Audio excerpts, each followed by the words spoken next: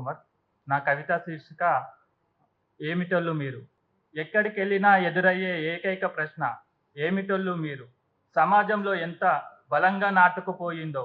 కుక్కగా పుట్టినా అల్లారు ముద్దుగా ముద్దులు పెట్టే సమాజం. ఆవుగా పుట్టినా అమ్మగా భావించే సమాజం. రాయిగా పుట్టినా దేవుడిగా కొలిచే సమాజం. జంతువులకు కూడా హక్కులు కల్పించే సమాజం. కానీ నేను మనిషిని కదా,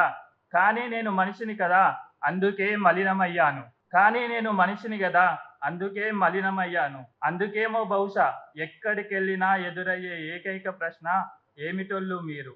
ఇంటర్వ్యూకి వెళ్తే అడిగిన తొలి ప్రశ్న 'ఏమిటోళ్ళు మీరనే'.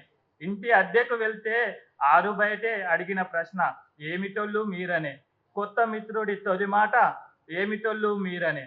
చివరికి వాట్సాప్లో 4 అక్షరాలు రాసుకుంటే అంశం మీద చర్చ కంటే 'ఏమిటోళ్ళు మీరనే' రిప్లైలే ఎక్కువ.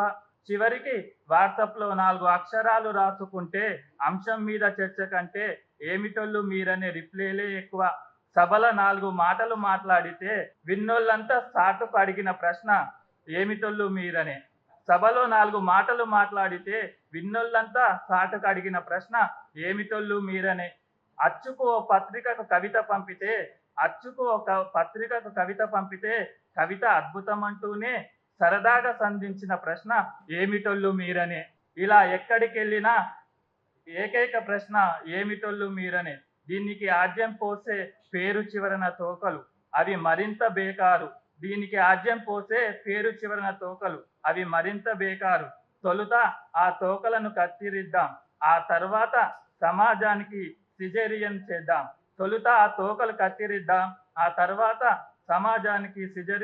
సిజేరియన్ చేద్దాం. చివరికి మేము ఏమిటోళ్ళమో చెప్పలేదు కదూ. మా అక్షర జ్వాలల్లో మనువాదాన్ని దహనం చేసే ఈ దేశ మూల